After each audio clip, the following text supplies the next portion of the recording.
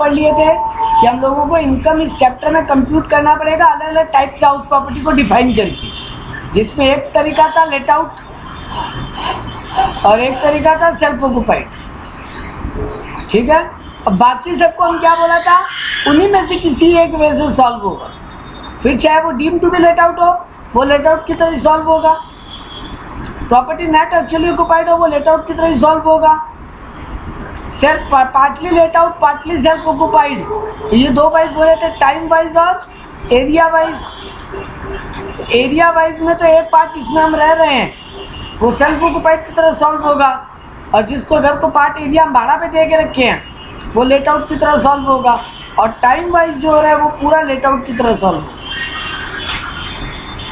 ठीक है। हाँ। अच्छा, यहाँ पे एक बात बोला था, प्रॉपर्टी नॉट एक्चुअली ऑक्युपाइड।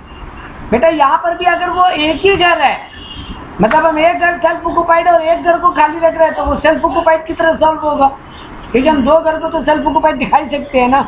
हाँ। और लेकिन अगर यहाँ पे बोल रहे हैं कि अगर वही मान लो दो ऑलरेडी सेल्फ ऑक्युपाइड हो गया है, तब फिर इसको लेट आउट की तरह सॉल्व करेंगे। तो मतलब अल्टीमेटली या तो कोई टाइप का सम लेट आउट की तरह सॉल्व होगा या कोई टाइप का सम सेल्फ ऑक्युपाइड की तरह सॉल्व होगा। ठीक बात है। अब बात करते हैं पहले लेट आउट के, क्योंकि असली खेला सारा लेट आउट में ही है, सेल्फ ऑक्युपाइड में उतना कोई झमेला नहीं है। तो हाउस प्रॉपर्टी का फॉर्मेट क्या है वो समझो। अगर हम लेट आउट प्रॉपर्टी दिखा रहे हैं तो सबसे पहले हम लिखिएगा ग्रॉस एनुअल वैल्यू, जिसका शॉर्टकट नेम है GAV। उसमें से हमको माइनस करना पड़ेगा म्युनिसिपल टैक्स। हम लोग जो इस एरिया में रहते हैं, अपना घर को यूज करते हैं, गवर्नमेंट को म्युनिसिपल टैक्स देना पड़ता है। हाँ। तो वो म्युनिसिपल टैक्स माइनस कर लेंगे, क्योंकि वो एक्सपेंस है मेरा। हाँ। ये GAV एक तरीके से तुम मान लो घर का किराया, हाँ। इसमें से म्युनिसिपल टैक्स माइनस कर दो तो आ जाएगा net annual value. Net annual value, उसमें तुमको गवर्नमेंट बोलता है दो डिडक्शन देंगे। Deduction under section 24। पहला डिडक्शन गवर्नमेंट बोला 30% ऑफ NAV, इसको स्टैंडर्ड डिडक्शन बोलते हैं। गवर्नमेंट बोला हम दो छूट देंगे तुमको हाउस प्रॉपर्टी के ऊपर। एक है स्टैंडर्ड डिडक्शन, जो कि कुछ भी नहीं है, बोला जा रहा है ये जो तुम्हारा NAV आया ना, NAV GAV में से म्युनिसिपल टैक्स माइनस करने के बाद हाँ। उसका 30% डायरेक्ट माइनस कर लो। हेलो, गवर्नमेंट बोल रहा है तुम्हारा जो भी तुम्हारा घर का किराया है उसको लिखो GAV, उसमें से म्युनिसिपल टैक्स माइनस करो तो आया NAV। बोला अब NAV का 30% तो डायरेक्ट माइनस कर लो, इसको तो हम सीधा छूट देते हैं एकदम। और एक चीज माइनस करने बोला, इसको बोलते हैं 24A।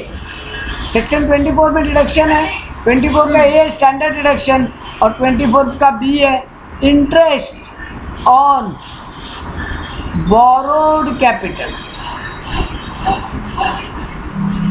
तुम अगर घर लोन लेके बनाए या खरीदे हो तो लोन का जो ब्याज चुका रहे हो उसका छूट मिल जाएगा। अब जो आएगा उसको बोलेंगे income from house property. Income from house property ये है। अगर लेट आउट घर होता तो ये आता house property calculation, income from house property calculate करने का प्रोसेस, अगर ये घर लेट आउट होता। अब लेट आउट बोल लो, deem to be let out बोल लो, अगर एक से ज्यादा घर नॉट एक्चुअली ऑक्युपाइड है उसको बोल लो, और पार्टली लेट आउट में अगर थोड़ा एरिया जो लेट आउट कर रहा है उसको बोल लो, या टाइम वाइज लेट आउट कर रहे हैं तो पूरा घर का ही बात कर लो। ये सबको गवर्नमेंट क्या बोला,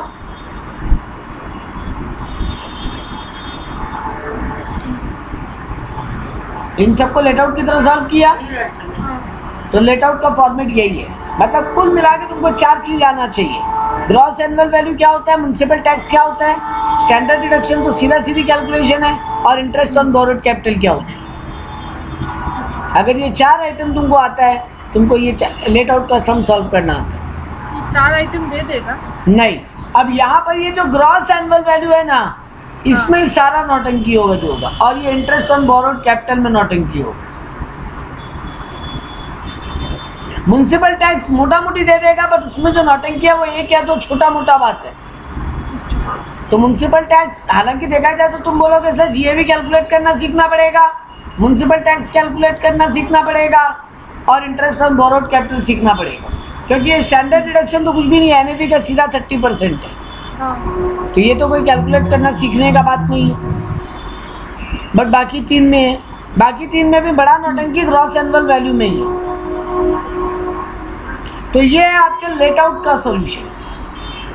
अगर यही सेल्फ ऑक्युपाइड घर मानते सर तो क्या करते बेटा जी, सीधा सीधी बात, एनएवी तक तो जीरो ही मान लेते।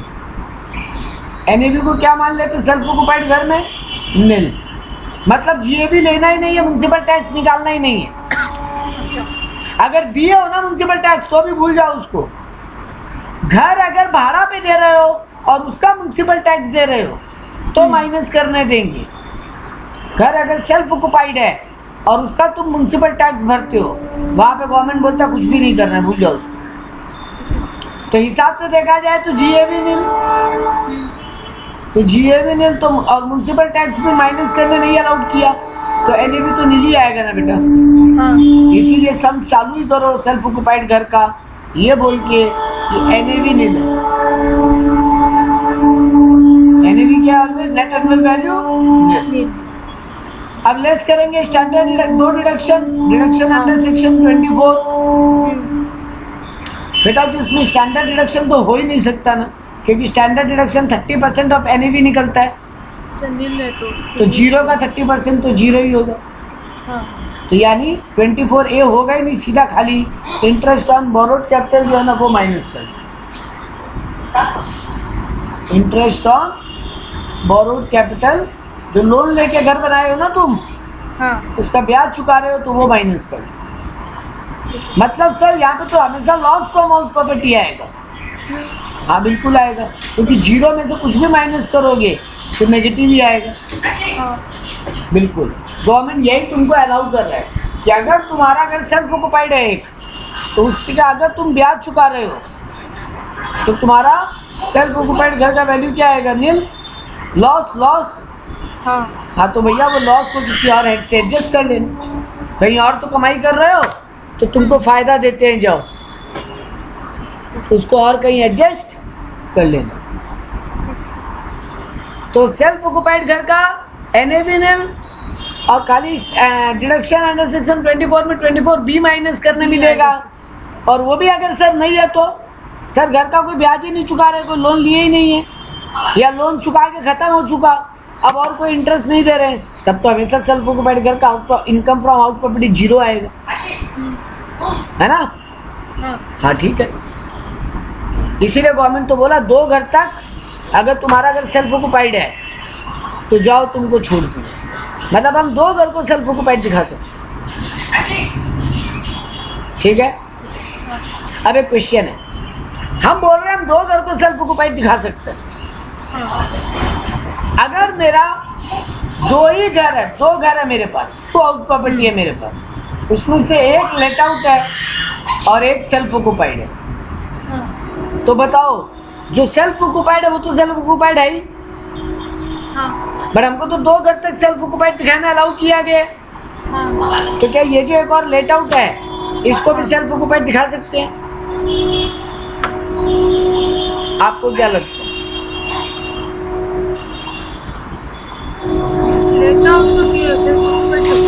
वेरी गुड, ये सही बात है। गवर्नमेंट बोल रहा है अरे भाड़ा पे दे के रखियो तो कैसे सेल्फ ऑक्युपाइड दिखाओगे? फिर तो भाड़ा कमा रहे हो, टैक्स दे दो चुपचाप।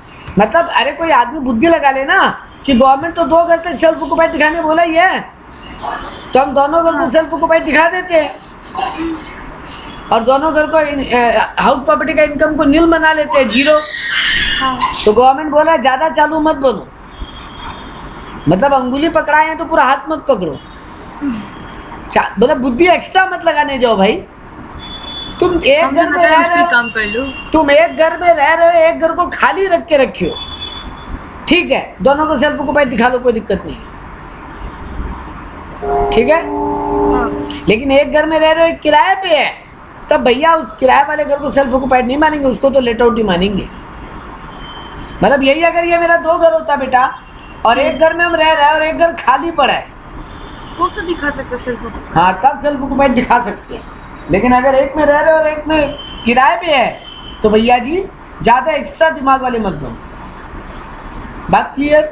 तो आपका आंसर करेक्ट था यहाँ पे।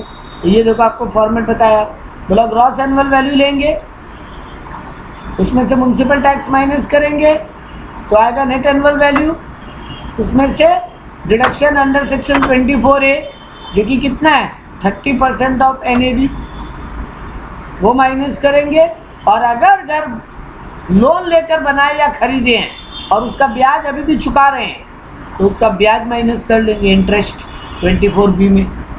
अब जो आएगा उसको इनकम फ्रॉम हाउस प्रॉपर्टी बोला जाएगा। तो लेट आउट का फॉर्मेट जो बताए थे वो यही है।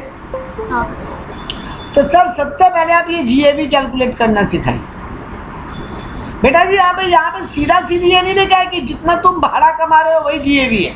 हम बोला था आपको समझाने के लिए कि आपका भाड़ा GAV है, पर इस चैप्टर में ना सर जी डायरेक्टली खाली भाड़ा को तो गवर्नमेंट टैक्सेबल किया ही नहीं,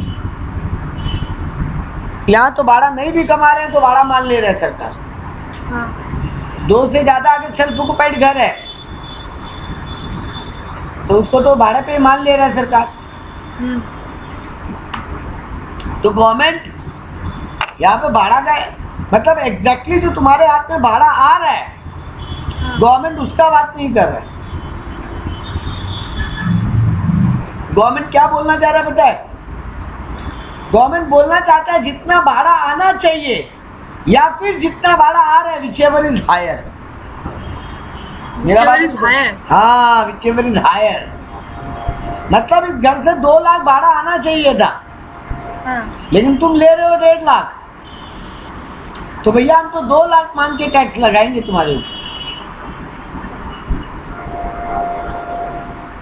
बात समझ में आया? हाँ इसीलिए इस चैप्टर में ना पहला ही स्टार्टिंग में ये बात बोल दिया कि यहाँ पर इनकम चार्जेबल नहीं है, घर का एनुअल वैल्यू चार्जेबल है। डेफिनेशन पढ़े थे ना, annual value of the house property होना चाहिए। हाँ तो इसीलिए बोला यहाँ पे इनकम नहीं, कितना मिल रहा है भाड़ा हमको उससे मतलब नहीं है, एनुअल वैल्यू या फिर भाड़ा जितना मिल रहा है, मतलब जितना मिलना चाहिए या जितना मिल रहा है, दोनों में जो हायर है वो टैक्सेबल हो जाएगा। ठीक बात? तो सर जी ये ग्रॉस एनुअल वैल्यू कैसे कैलकुलेट होगा, चलिए आ जाइए इसके ऊपर। ग्रॉस एनुअल वैल्यू सीखने के लिए आपको 4 वर्ड पहले सीखने पड़ेंगे। पहला वर्ड है ग्रॉस म्युनिसिपल वैल्यू, दूसरा वर्ड है फेयर रेंट या नॉशनल रेंट, तीसरा वर्ड है स्टैंडर्ड रेंट और चौथा वर्ड है एक्चुअल रेंट रिसीवेबल। 4 वर्ड क्या क्या बोला?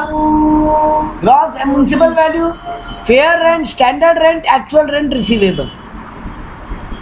तो सर ये वर्ड है क्या पहले वो समझाइए। बेटा बोला ग्रॉस म्युनिसिपल वैल्यू मतलब म्युनिसिपैलिटी के हिसाब से उस एरिया में कितना रेंट होना चाहिए साल भर का।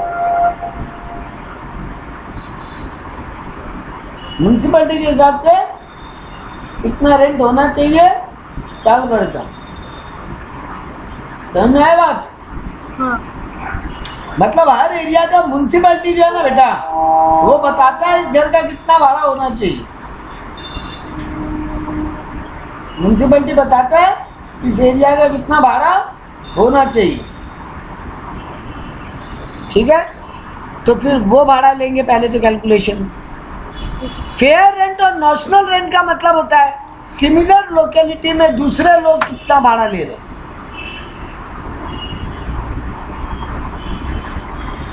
ठीक है, हाँ सर। मतलब तुम्हारे एरिया में और भी फ्लैट होंगे जो भाड़े पे होंगे, वो लोग कितना भाड़ा लेते हैं। तीसरा बोला स्टैंडर्ड रेंट। हर स्टेट में ना हर स्टेट या शहर में एक रेंट कंट्रोल बोर्ड होता है, रेंट कंट्रोल अथॉरिटी बोलते हैं उसको, रेंट कंट्रोल एक्ट। सब में नहीं होता, बहुत सारा ऐसा शहर है जहाँ पे रेंट कंट्रोल एक्ट नहीं है, तो वहाँ पे ये वाला वैल्यू होगा भी नहीं। ठीक है। लेकिन जिन जिन शहरों में रेंट कंट्रोल एक्ट लगा हुआ है, सर ये होता क्या है बेटा, एक डिपार्टमेंट है, अगर टेनेंट और लैंडलॉर्ड में झगड़ा हो जाए, भाड़ों को लेकर डिस्प्यूट हो जाए, तो ये डिस्प्यूट सेटलमेंट यहीं पे हो। ये लोग ना एक स्टैंडर्ड रेंट बताए कि इस एरिया का इतना स्टैंडर्ड रेंट होना चाहिए, मतलब ये रेंट कंट्रोल अथॉरिटी बता रहा है कि उस एरिया में कितना रेंट होना चाहिए। जिन जिन शहरों में ये रेंट कंट्रोल अथॉरिटी है वहां का बात हो रहा है, जिनमें नहीं है वहां पे ये नॉट एप्लीकेबल हो जाएगा, एनए हो जाएगा, एनए नॉट एप्लीकेबल। तो सर जी ग्रॉस म्युनिसिपल वैल्यू मतलब म्युनिसिपैलिटी के हिसाब से उस प्रॉपर्टी का कितना एनुअल वैल्यू होना चाहिए। फेयर रेंट मतलब वहां पे रहने वाले लोग कितना भाड़ा ले रहे हैं। स्टैंडर्ड रेंट मतलब रेंट कंट्रोल एक्ट के हिसाब से कितना भाड़ा होना चाहिए, मैक्सिमम रेंट। और एक्चुअल रेंट रिसीवेबल मतलब तुम कितना भाड़ा में बात की हो पूरा 12 महीना का, तुम कितने भाड़ा का बात की हो पूरे 12 महीना का। यहाँ पे 12 मंथ का बात होगा ऑलवेज। तुम अपना प्रॉपर्टी अगर भाड़े पे लगाए हो तो कोई तो भाड़ा का बात किए होगे ना। हेलो, तुम अगर प्रॉपर्टी मेरे को भाड़े पे दोगे बेटा, तो तुम कोई तो भाड़ा का बात करोगे ना कि सर जी आपका 12,000 रुपया महीना होगा या 15,000 रुपया महीना भाड़ा होगा या 10,000 रुपया महीना होगा या 8,000 रुपया, कुछ तो बात कियो। तो ये चौथा वाला वही है जो तुम्हारा 12 महीना का बात किया हुआ। 12 महीना बोले माइंड इट, ठीक है। तो मतलब अगर तुम महीने का 12,000 का बात किए तो 12 महीने का 1,44,000 हो गया। अगर तुम महीना का 10,000 का बात किए तो 12 महीने का 1,20,000 हो गया। तो ये चारों टर्म क्लियर है। अब मेरा बात बहुत गौर से सुनना, हम लास्ट में समरी बना के एकदम बच्चा वाला बात कर देगा, ठीक है। लेकिन उसके पहले तुम एक बात यहाँ पे गौर से सुनना। हम ये जो घर है बेटा, ये घर का ये जो घर भाड़ा पे हम दे रहे हैं, इसमें 3 केस बन सकते हैं, 4 केस बन सकते हैं। केस 1 क्या है, न तो घर में वैकेंसी रहा और न unrealised rent, no vacancy no unrealised rent, माने न तो घर एक भी दिन खाली रहा, ठीक है, और न ही घर मेरी किराएदार रहा बिना भाड़ा दिए नहीं गए। मतलब घर 12 महीना किराए पे रहा, वैकेंट नहीं रहा, मतलब खाली नहीं रहा घर। ऐसा नहीं हुआ कि मेरा घर 10 महीना किराए पे था और 2 महीना खाली पड़ा था। हम उसका बात नहीं कर रहे, हम किसका बात कर रहे हैं, 12 का 12 महीना टेनेंट रहा घर, ठीक है। और नो अनरियलाइज्ड रेंट मतलब सर वो 12 महीना रहा भी और 12 महीना का भाड़ा भी दे दिया, भाड़ा मार के भागा नहीं है वो आपका, ठीक है। ये दोनों वर्ड का मीनिंग क्लियर है। No vacancy no unrealised rent. Case 2 में हम बात करेगा, अनरियलाइज्ड रेंट तो था, unrealised rent was there but no vacancy.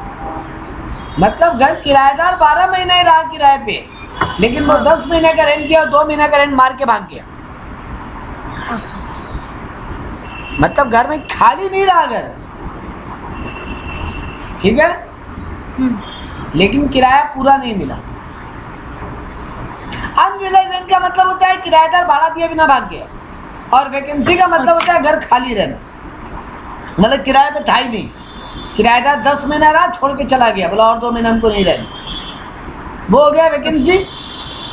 और किराएदार 12 महीना रहा लेकिन भाड़ा 10 महीने का दिया और भाग गया, तो ये 2 महीने का हो गया अनरियलाइज्ड रेंट। तो केस 1 में मानता दोनों ही नहीं था। केस 2 में हम क्या बोल रहे हैं, अनरियलाइज्ड रेंट तो हुआ लेकिन घर खाली नहीं था। केस 3 में क्या हुआ, no unrealised rent but vacancy, मतलब सर किराएदार 10 महीना रहा और 10 महीने के भाड़ा दे गया, तो भाड़ा मारा तो कोई नहीं मेरा, लेकिन 2 महीना घर खाली रहा या 1 महीना 3 महीना घर खाली रहा। तो पहला केस में क्या बोल रहा है, न तो खाली रहा न किराया मारा।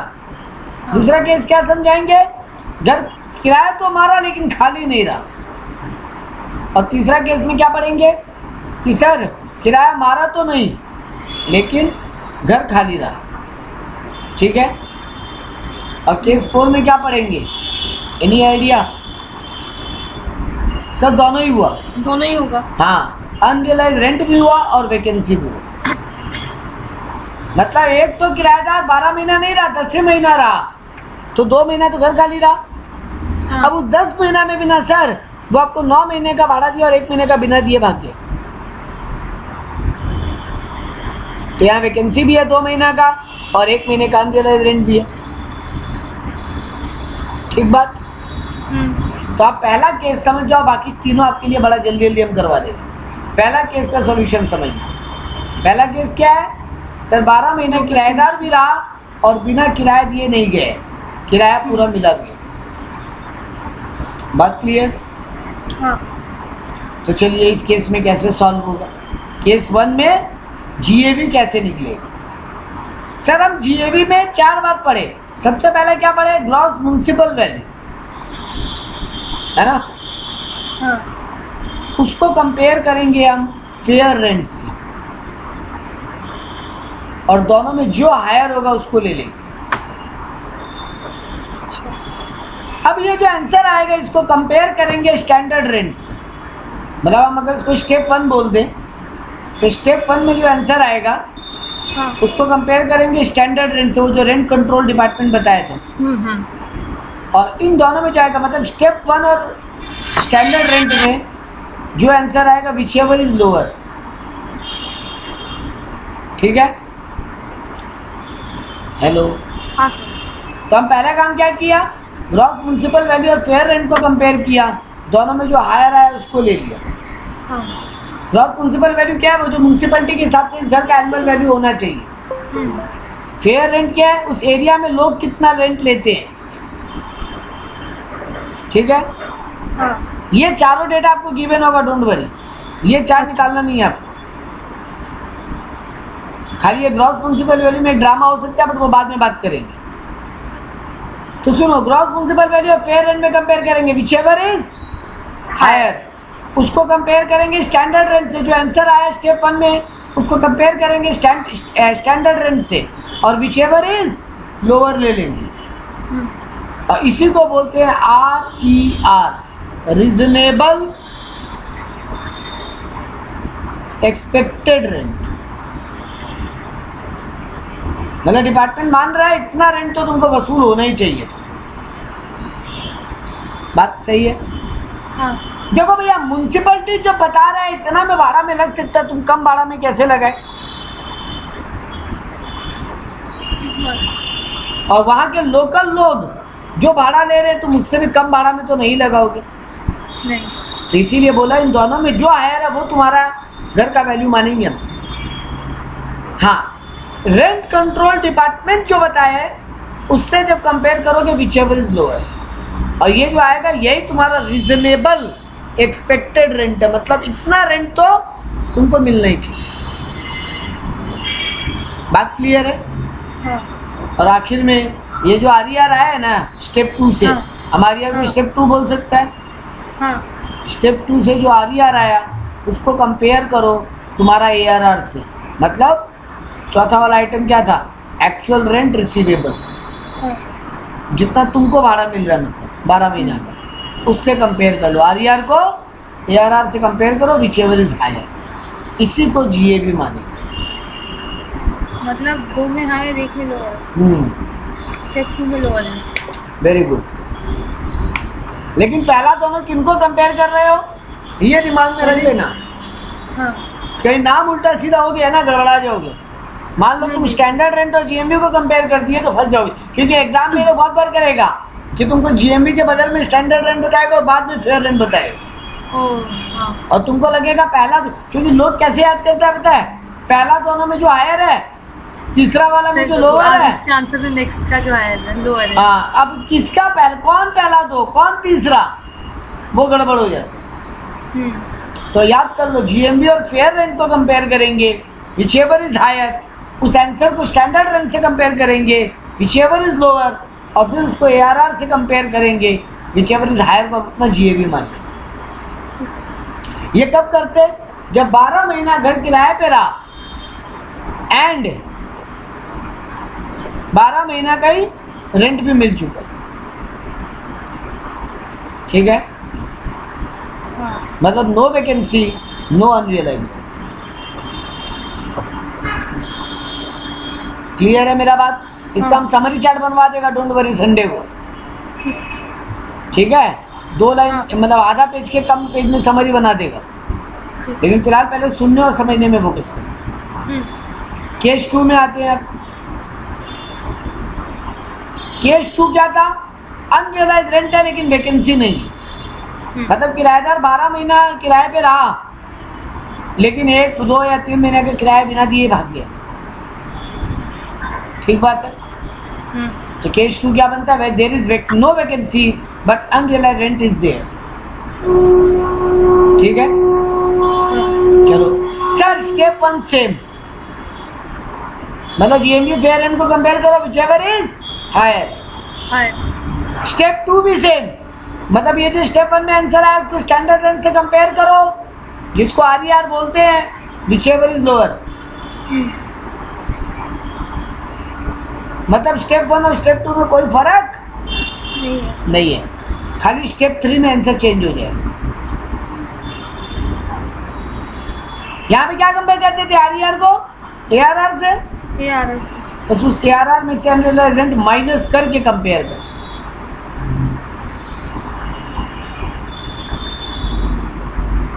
मतलब 12 महीने का किराया कितना मिलता, उसमें से कितना नहीं मिला, समझ में आया बात? हाँ, एग्जाम्पल से करेंगे, अभी डोंट वरी ये वाला केस। क्या बोला सर? पहले GMV fair rent whichever is higher, उसको कंपेयर करेंगे स्टैंडर्ड रेंट से व्हिचएवर इज लोअर, इसी को आरईआर बोलते हैं। सर यहाँ तक कोई केस में कोई चेंज ही नहीं हुआ, केस 1 में भी यही था, केस 2 में भी यही है। अब स्टेप 3 में क्या करते थे आप? आरईआर को कंपेयर करते थे एआरआर से और व्हिचएवर इज हायर लेते थे। बस यहाँ पे जब कंपेयर करो तब एआरआर में से यूआर माइनस कर दो, माइनस करके कंपेयर करने में, मतलब 12 महीने का किराया जो मिलता उसमें से अनरियलाइज्ड माइनस करो। जैसे कि एग्जांपल देते हैं, चलो मेरा मान लो जीएमवी दिया हुआ है 1,80,000 पर एनम, मतलब म्युनिसिपैलिटी के हिसाब से हमको 1,80,000 पर एनम का भाड़ा मिलना चाहिए। स्टैंडर्ड रेंट उस एरिया का है, सॉरी फेयर रेंट उस एरिया का है मान लो 2 लाख, मतलब लोग वहाँ पे साल का 2 लाख भाड़ा लेते हैं। दोनों में हायर कौन? 2 लाख, दोनों में 2 लाख है, फिगर का बात करो, दोनों में हायर 2 लाख। चलो ठीक है, अब इसको कंपेयर करेंगे स्टैंडर्ड रेंट से। मान लो उस एरिया का स्टैंडर्ड रेंट बताया हुआ है 2,20,000, तो पिछला वाला में कौन क्या आंसर आया था? 2 लाख। अब इस 2 लाख को कंपेयर करेंगे 2,20 से, व्हिचएवर इज लोअर लेना है, 2 लाख लेना है। हाँ 2 लाख फिर से लेना है, और ये 2 लाख का नाम क्या दे? आरईआर, रीजनेबल एक्सपेक्टेड रेंट, मतलब रीजनेबली इतना रेंट तो एक्सपेक्ट कर सकते हैं। ठीक है सर, आ गया 2 लाख। मेरा ना 12 महीने का किराया से जो बात हुआ था कस्टमर से, वो था 1,80,000, 15,000 रुपया महीना था, मतलब तो साल का 1,80 हुआ, 15,000 इंटू 12। तो अब हम क्या कंपेयर करेंगे सर? अब आप आरईआर को एआरआर से कंपेयर कीजिए। क्या आरईआर आया 2 लाख, एआरआर आ रहा है 1,80,000। गवर्नमेंट बोलता है हम 2 लाख को तुम्हारा रेंट मान के टैक्सेबल करते हैं, मतलब इसको जीएबी मान लें, ठीक बात। चलो केस अगर 2 होता, मान लो यहाँ पे एआरआर मेरा आ रहा है 240, ठीक है, तो एआरआर अगर 240 तो 240 जीएबी हो जाता, तो 240 के ऊपर टैक्स लगता है। हाँ 240 जीएबी हो जाता, अभी टैक्स लगता है मत बोलो, अच्छा अच्छा, हाँ जी क्योंकि जी। इसमें तो बहुत कुछ माइनस करने पड़ेगा, म्युनिसिपल टैक्स माइनस करने मिलेगा, हाँ। स्टैंडर्ड डिडक्शन माइनस करने मिलेगा, interest on borrowed capital minus करने मिलेगा। हाँ तो आप डायरेक्ट टैक्सेबल कैसे बोल दिए? 240 को जीएबी माना जाए, हाँ लेकिन मान 240 मतलब 20,000 रुपया महीना किराए पे दिया था। हाँ अब हुआ क्या, मेरा किराएदार ना 3 महीने का किराया बिना दिए भाग गया। ठीक है। 3 महीने का किराया कितना होता है? 20,000 into 3, 20 चलो 60,000। 60,000 दिए बिना भाग गया। हाँ तो अगर ये अनरियलाइज रेंट का केस है तो हम ये ARR 240 नहीं लेगा, उसमें से 60 माइनस करता। हाँ देखो अगर ये अनरियलाइज रेंट नहीं होता तो हम 2 हाँ। लाख और 2,40,000 को कंपेयर करते, 240 मेरा जीएबी हो जाता। हाँ लेकिन जब अनरियलाइज केस है तो हम क्या करते हैं, हम ARR में से माइनस अनरियलाइज माइनस करते हैं, हाँ फिर कंपेयर करते हैं RER से। हाँ। हाँ, तो 240 माइनस 60 कितना होता है? 180। 1,80,000। अब 180 और 2 लाख को कंपेयर करते हैं तो ये 2 लाख मेरा जीएबी आता। तो ये हुआ 2 केस तक। पहला केस में क्या सीखे? नो वैकेंसी, नहीं, पहला केस। Unrealised rent. हाँ, तो किसमें क्या सीखे? सर स्टेप 1 उसमें में सीखे। बिहेवियर फेयर रेट को कंपेयर करेंगे जो बोलो आया हाँ। रखा। हाँ ठीक है, बोलो। फिर स्टेप 1 में जो आंसर आया और उसको स्टैंडर्ड रेंट से कंपेयर करेंगे, जो लोअर आएगा वो, और जो आंसर आएगा उसको RER बोलेंगे। Very good. और स्टेप 3 में RER को ARR से कंपेयर करके जो हायर आएगा वो आएगा। Very good. और यही केस 2 होता अगर अनरियलाइज रेंट होता तो स्टेप 1 2 तक सब कुछ सेम। हाँ, स्टेप 3 में बस ARR से माइनस होगा जो जितने महीने का अनरियलाइज्ड रेंट है उस। हाँ, और फिर कंपेयर करेंगे। हाँ वेरी गुड।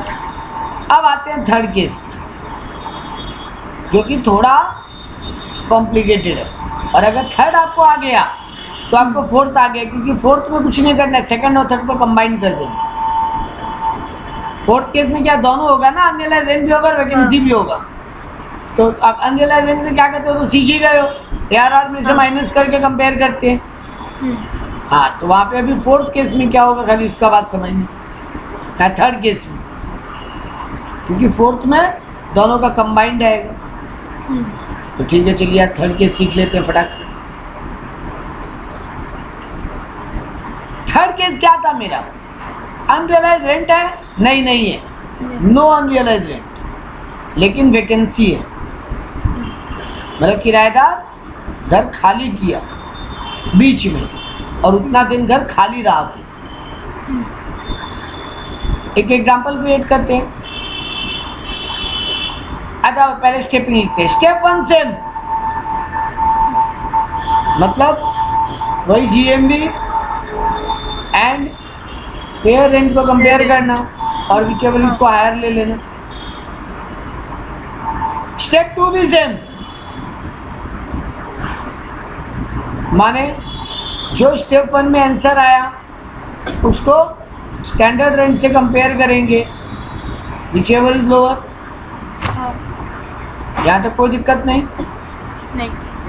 सारा बदलाव स्टेप 3 में ही है। सर वही तो सेम केस सेकंड में भी था, झमेला तो सारा स्टेप 3 में ही है। 1 और 2 तो हर बार सेम है। अब गौर से सुनना, मान लो स्टेप 1 में मेरा आंसर आया, मान लो मेरा GMB है 240, मेरा फेयर रेंट है 1,80,000, तो दोनों में हायर कौन? 240। ठीक है, चलो लिख लिया। मेरा स्टैंडर्ड रेंट दिया हुआ है मान लो 220, मुझे लोअर लेना है 240 और 220 में से, 220 लेंगे। तो 220 मेरा RER आ गया।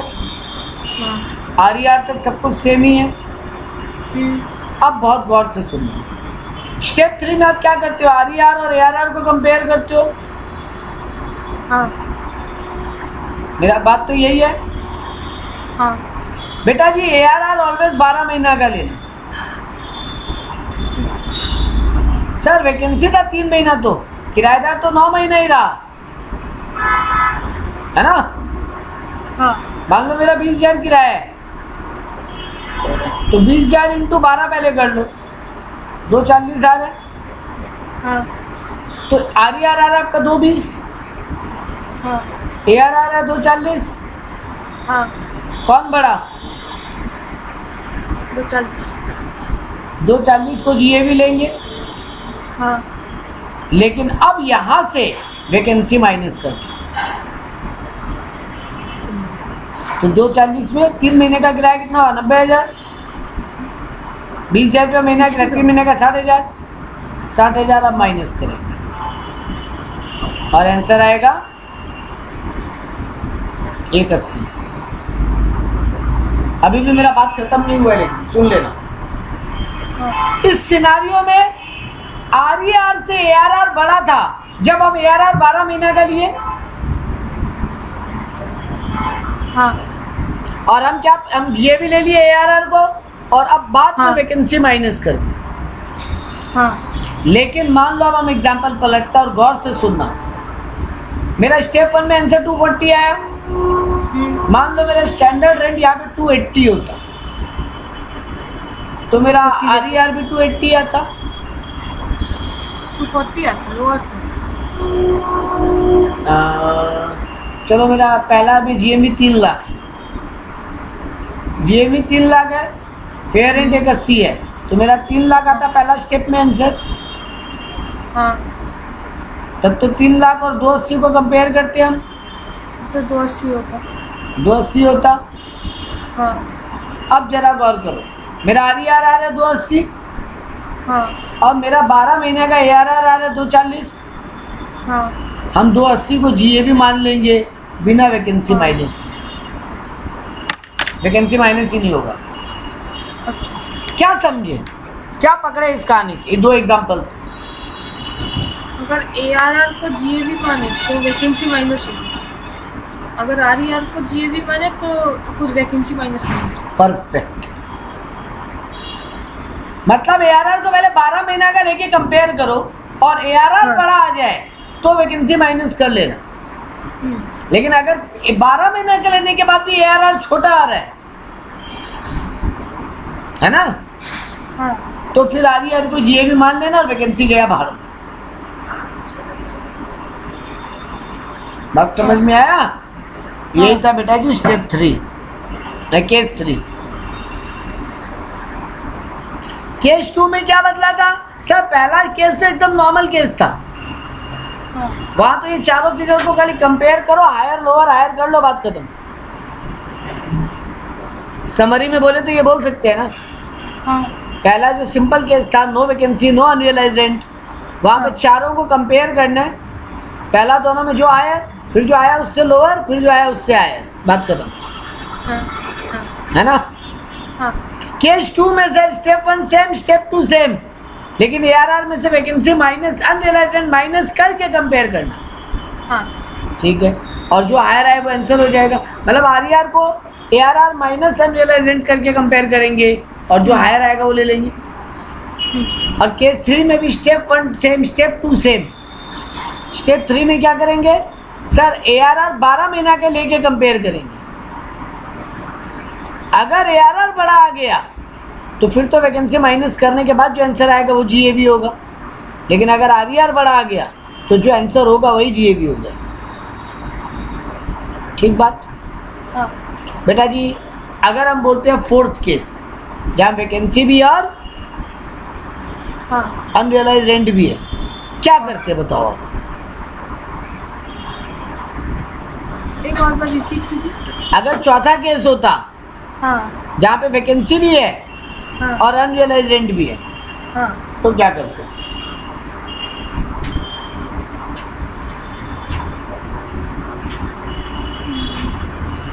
कंबाइन करना होगा, लेकिन कंबाइन करेंगे कैसे? बेटा जी कुछ नहीं, पहला दोनों स्टेप सेम, हाँ उनमें तो कोई चेंज ही नहीं है। नहीं। हाँ, दूसरा स्टेप में ARR 12 महीना का लेके लेकिन अनरियलाइज्ड रेंट माइनस करते, वैकेंसी को यहाँ माइनस नहीं करते, बस समझे? हाँ ARR में से मतलब 12 महीना वाला ARR में से UR माइनस करते, हाँ अब RER से कंपेयर करते। हाँ अगर अभी भी RER बड़ा आ जाता तो RER ही GAV हो जाता। हाँ लेकिन अगर आप ARR बड़ा आता तो उसमें से वैकेंसी माइनस कर दो। वैकेंसी माइनस हो जाता। हाँ मुझे हाँ ठीक है।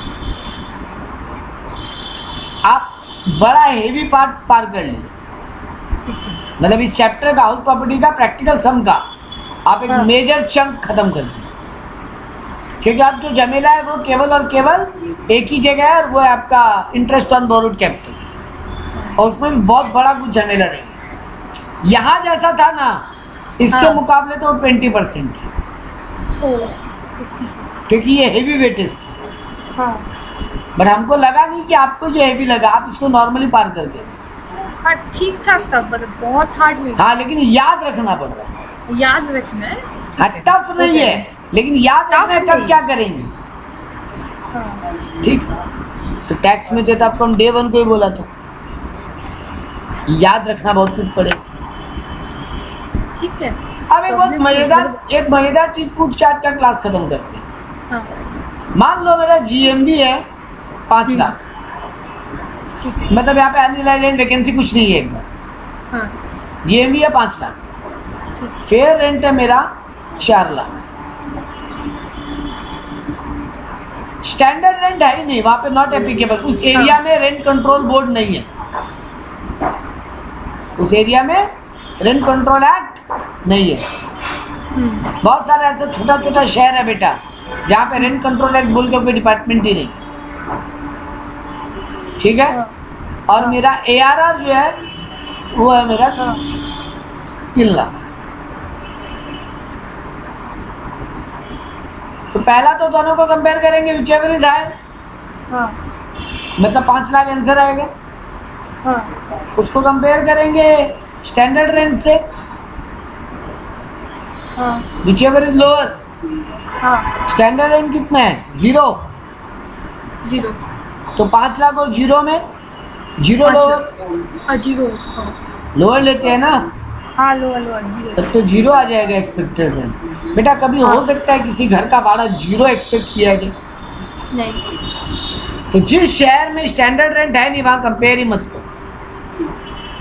मतलब सेकंड स्टेप पूरा छोड़ देंगे। हाँ अब मान लो कि यही RER हो गया 5 लाख, ठीक है। आप 0 नहीं ले सकते बेटा। हाँ आप बोलोगे उस एरिया का भाड़ा गवर्नमेंट एक्सपेक्ट करता है कि 0 होगा, हाँ, मतलब ऐसा दुनिया में कौन सा जगह है जहाँ का भाड़ा 0 एक्सपेक्ट किया जाए। सब उधर ही जाके रह लेंगे फिर। सब उधर ही जाके रहेगा 0 भाड़ा एक्सपेक्टेड। ये तो बड़ा गड़बड़ हो जाएगा। मतलब एने बोला था, हम 0 बोला भी नहीं, हम यहाँ नहीं बोला स्टैंडर्ड रेंट 0 है, हम बोला Not standard rent not applicable है ही नहीं वहां पे, तो किससे कंपेयर करें। हाँ तो फिर यहाँ मानेंगे स्टैंडर्ड रेंट का कब थर्ड स्टेप, सेकंड स्टेप होगा ही नहीं। हाँ RER पहला वाला स्टेप से जो विचेवर हायर है उसी को RER मान लेंगे। हाँ। अब उसको तो ARR से कंपेयर कर ही सकते हो।